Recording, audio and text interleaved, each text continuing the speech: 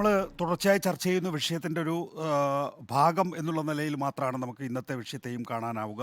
നമുക്കറിയാവുന്നതുപോലെ അരവിന്ദ് കെജ്രിവാളിൻ്റെ അറസ്റ്റ്, അതുപോലെ തന്നെ കോൺഗ്രസ് അടക്കമുള്ള പാർട്ടികളുടെ ഫണ്ട് മരവിപ്പിച്ചത്, പിന്നെ നരേന്ദ്രമോദി എടുത്തുയർത്താൻ ശ്രമിച്ചിട്ടുള്ള വിഷയങ്ങളെല്ലാം തന്നെയും കച്ചിത്തീവായാലും മട്ടനായാലും മീൻ പൊരിച്ചതായാലും കേരള സ്റ്റോറി ആയാലും അതുപോലെ തന്നെ പെറ്റുകൂട്ടുന്നവരെന്നും നുഴഞ്ഞുകയറ്റക്കാരെന്നും മുസ്ലിം മതവിഭാഗത്തെ വിശേഷിപ്പിച്ചതും ഒക്കെ തന്നെയും നമ്മുടെ മുന്നിലുണ്ട്. ഇപ്പോഴാണ് മുസ്ലിം സംവരണത്തെക്കുറിച്ച് പറയുന്നത്.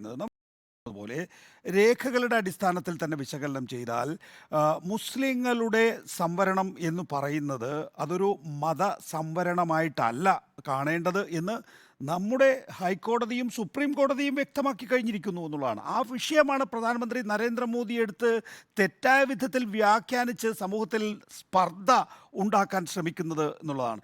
അത് അൺകോൺസ്റ്റിറ്റ്യൂഷണലാണ് എന്നും സാമൂഹ്യ സുരക്ഷിതത്വത്തിന് എതിരാണ് എന്നും അംബേദ്കറുടെ മൂല്യങ്ങൾക്കെതിരാണ് എന്നും അദ്ദേഹം പറയുമ്പോൾ അദ്ദേഹം യഥാർത്ഥത്തിൽ കേരള ഹൈക്കോടതി വിധിയും സുപ്രീം കോടതി വിധിയും കാണുന്നില്ല എന്നുള്ളതാണ് ഏറ്റവും പരമദയനീയമായ കാര്യം എന്നുള്ളതാണ്. 79 കർണാടക ഹൈക്കോടതിയിൽ ബാക്ക്വേർഡ് ക്ലാസസിൻ്റെ സംവരണത്തിൽ ജസ്റ്റിസ് ചിന്നപ്പ റെഡ്ഡി നൽകിയിട്ടുള്ള കമ്മീഷൻ റിപ്പോർട്ടിനെ അംഗീകരിച്ചിട്ടുണ്ട് എന്നുള്ള കാര്യവും, ഒപ്പം തന്നെ ഈ അടുത്ത കാലത്ത് കർണാടകത്തിൽ മുസ്ലിം സംവരണത്തിനെതിരായ ബസവരാജ ബൊമ്മയുടെ സർക്കാരിൻ്റെ തീരുമാനത്തെ ബി നാഗരത്നയുടെ അധ്യക്ഷതയിലുള്ള ബെഞ്ച് സ്റ്റേ ചെയ്തതും ഒക്കെ തന്നെയും ഒടുവിലത്തെ വിധികളാണ് പരമപ്രധാനമായ ഇക്കാര്യത്തിലുള്ള അന്തിമമായ വിധി തീർപ്പാണ് എന്നുള്ളതാണ്. പക്ഷേ ഈ ഘട്ടത്തിൽ തന്നെയാണ് ഈ പസ്മന്ത മുസ്ലിങ്ങളെ സ്വാധീനിക്കാൻ വേണ്ടി അവർക്ക് സംവരണം നൽകുന്നതിനെക്കുറിച്ചൊക്കെ തന്നെയും BJP വാചാലരായിട്ടുള്ളത്. വടക്കേ ഇന്ത്യയിൽ അത്തരത്തിലുള്ള ഒരു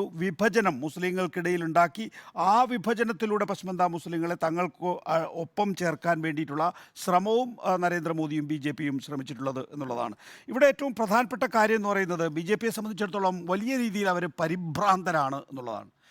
അവർക്ക് ഒരുപാട് ലക്ഷ്യങ്ങളുണ്ടായിരുന്നു. അതിനനുസരിച്ചുള്ള വഴികൾ അവർ വെട്ടിത്തെളിച്ചു വെച്ചിരുന്നു. രാമക്ഷേത്ര നിർമ്മാണം അടക്കമുള്ള കാര്യങ്ങൾ, അതുപോലെ തന്നെ സ്ത്രീ സംവരണം പാർലമെൻറ്റിലൊക്കെയുള്ള സ്ത്രീ സംവരണം അടക്കമുള്ളതായിരുന്നു അവരുടെ അജണ്ടയെങ്കിലും അത് വെച്ച് കാര്യങ്ങൾ മുന്നോട്ട് പോകുന്നില്ല എന്ന് കണ്ടപ്പോഴാണ് നേരത്തെയുള്ള കാര്യങ്ങൾ BJP ഒന്നാം ഘട്ടത്തിലും രണ്ടാം ഘട്ടത്തിലും ഉപയോഗിച്ചത്.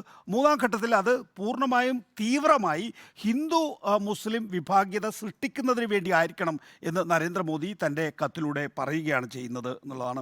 ഇപ്പോൾ നമ്മൾ കാണേണ്ട ഒരു കാര്യം എന്ന് വെച്ച് കഴിഞ്ഞാൽ ഈ ഒരു അജണ്ടയ്ക്കൊപ്പം യഥാർത്ഥത്തിൽ ലോക്സഭയിലേക്ക് തെരഞ്ഞെടുപ്പ് നടത്താതിരിക്കാനുള്ള ഒരു ഗെയിം പ്ലാൻ പോലും ഉണ്ടായിരുന്നോ എന്ന് സംശയിക്കുകയാണ്.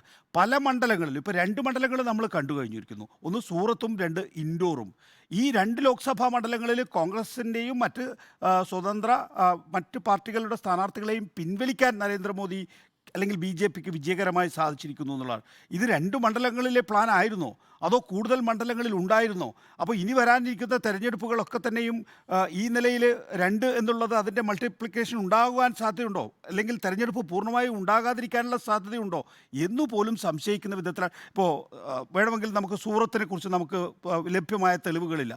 ഇവിടെ കൈലാഷ് വിജയവർഗിയ BJPയുടെ ദേശീയ ജനറൽ സെക്രട്ടറി ഇൻഡോറിൽ താനാണ് ആ സ്ഥാനാർത്ഥിയെ പിൻവലിപ്പിച്ചതെന്ന് അദ്ദേഹം തന്നെ ട്വീറ്റ് ചെയ്തിരിക്കുന്നു എന്നുള്ളതാണ്.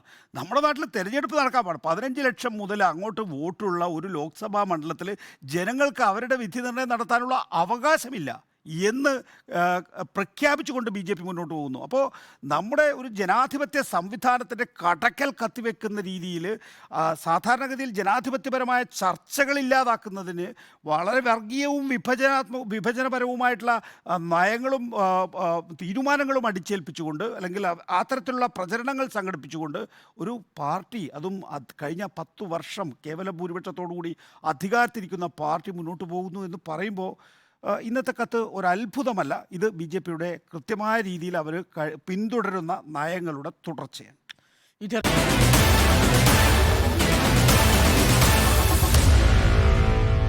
Meet the editors.